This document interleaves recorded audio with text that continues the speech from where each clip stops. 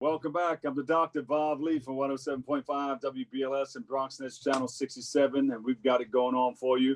Our next guest is a director of programs for the National Association of Each One Teach One Incorporated, and is a radio personality for UB Radio. UBU. UBU Radio. Just be yourself. And he joins us today to speak about the work that Each One Teach One Incorporated is doing in our community for our youth. Please welcome to the show, George Ball.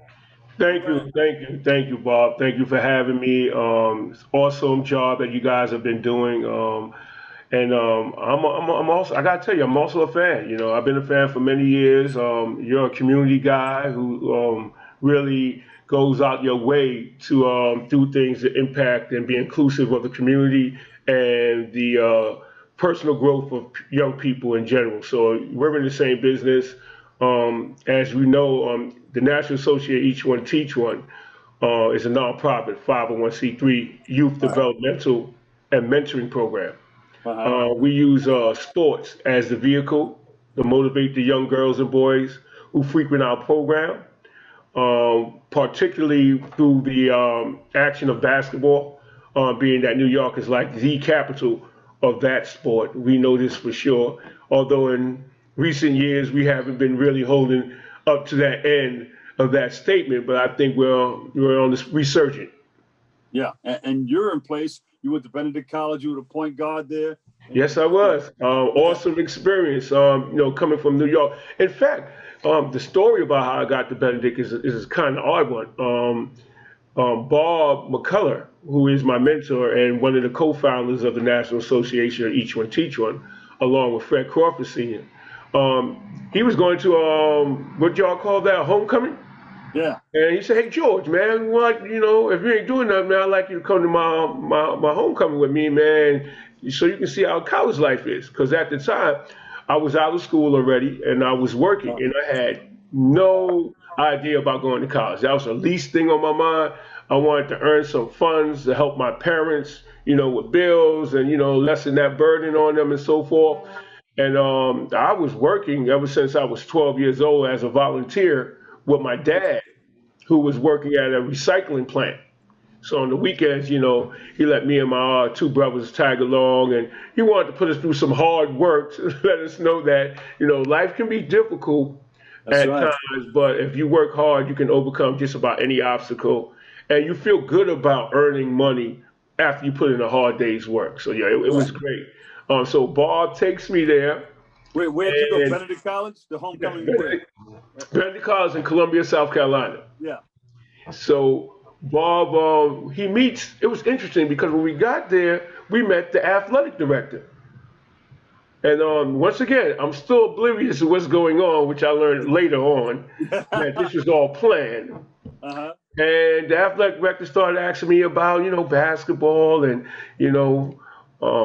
what leagues I played in and what was my attributes and how do I feel about, being a team player and what was my strongest, portion of playing basketball. And I would say, I played in many leagues. He asked me, I'm saying average. I was pretty good. So I averaged, depending on where I played at, because I played with other guys who wouldn't give up the rock, average probably went up or went down.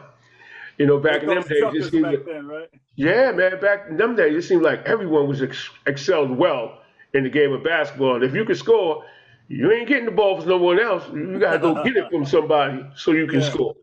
So that helped me be a real good defensive player. So, and next thing I know, Bob was leaving, and I was staying for a week on campus with the basketball players in the athletic dorm, and they were showing me around, and that was it. After that, boy, I was like, yeah, I want to come in. You became part of the team right away, right? yeah. So it was a recruitment thing. I didn't know about it. But that was good. But you know something? Going to college was probably the best thing that could ever happen to me. It really showed me how to live. I was exposed to a lot of other people from different parts of the world. Yeah. It was a very diverse place at Benedict College, because a lot of people don't understand we're a historical black college. But we had Europeans on campus. Living with us, being there, talking about how they grew up and where they came from, it really impacted me in a very positive light. And I didn't know how misfortune I was until I went to college and started talking to these people, you know?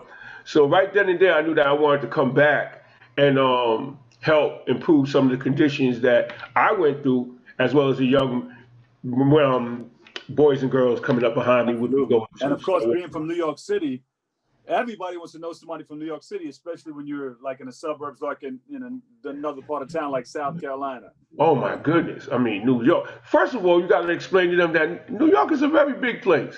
Yeah.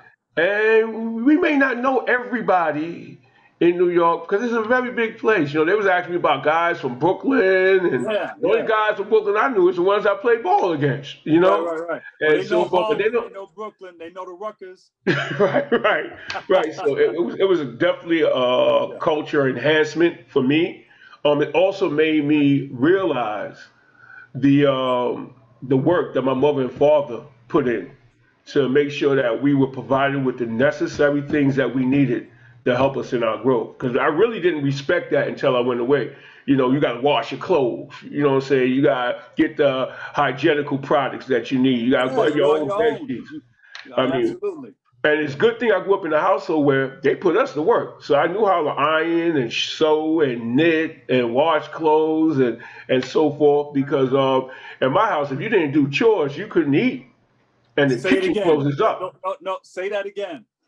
If you didn't do chores in my place, you was not going to eat.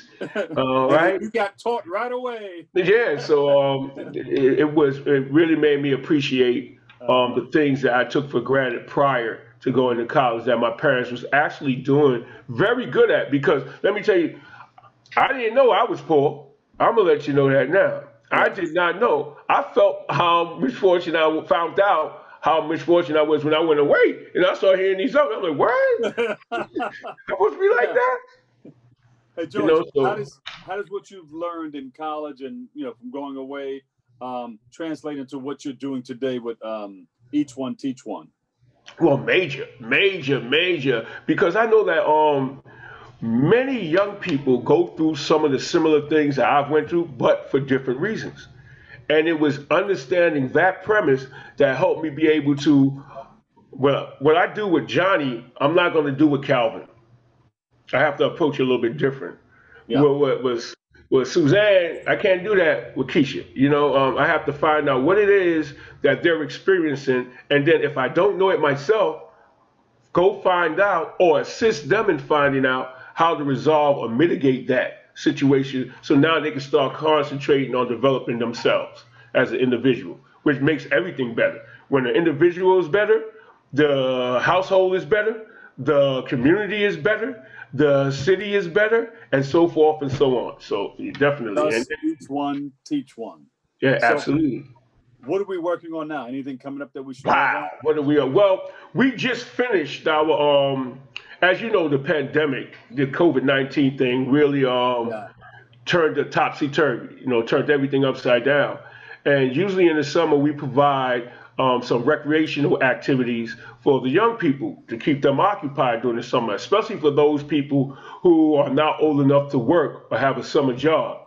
In addition to that, we supply a workplace for summer youth participants as well.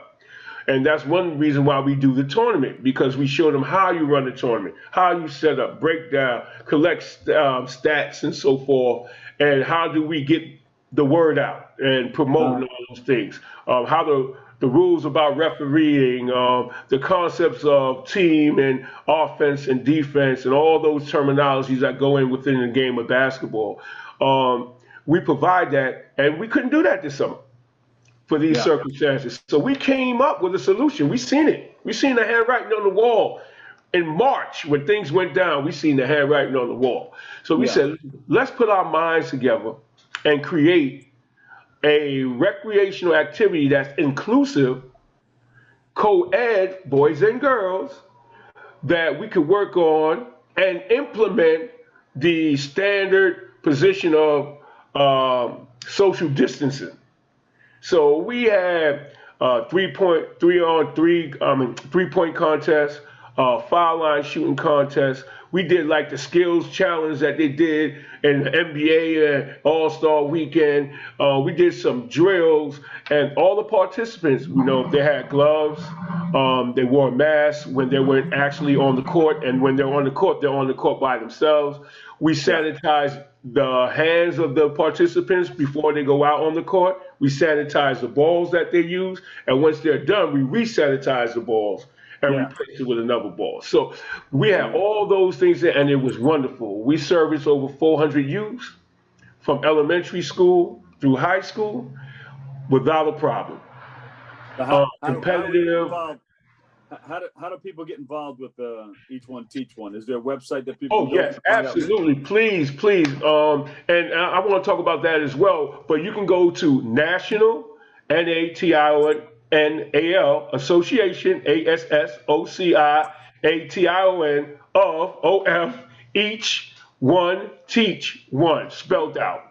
.com. Are you talking about it on your radio show? On our platform. Yeah, it's all over. We have it. It's all through our radio station at UBU Radio. As you alluded to, I am a radio personality for internet radio called UBU.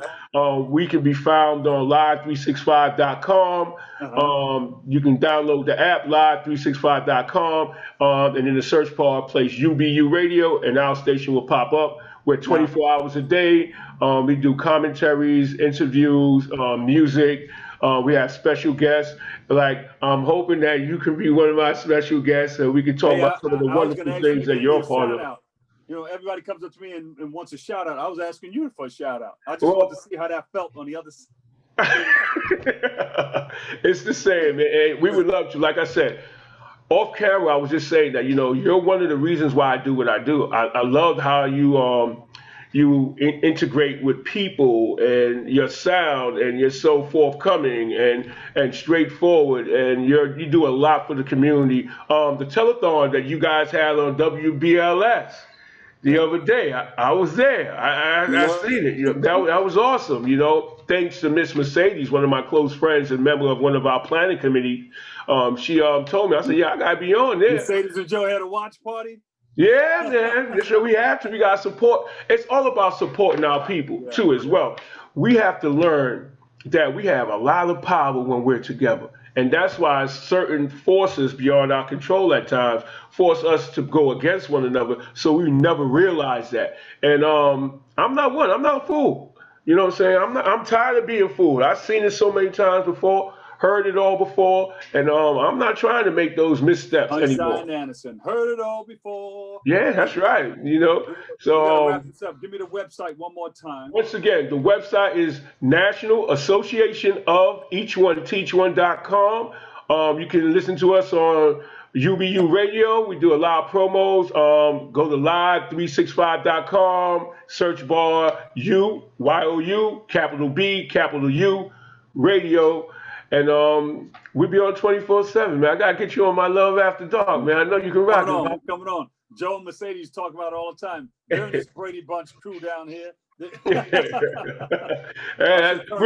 they say, like Sidney Powell would say, we just a rag-tag group of people, man, trying to do the right thing. That's all. There you go. And they got that big WW. They're gonna make us one of those gold chains. Absolute. Once again, man, I'd like to thank BronxNet and you guys and you, Dr. Barr, man. And I want to make sure you stay healthy and keep doing what you're doing. And together, I think we can make it happen and do some wonderful things going forward in the near future. I really believe that. You got it. All right, George Ball, Each One Teach One, and you be you. Yeah, you be you. Right. Each One Teach One. Thank you so much, all right? Thank you for having me. Stay safe. God bless. Peace. All right, we'll take a break. We got more open coming up next, right here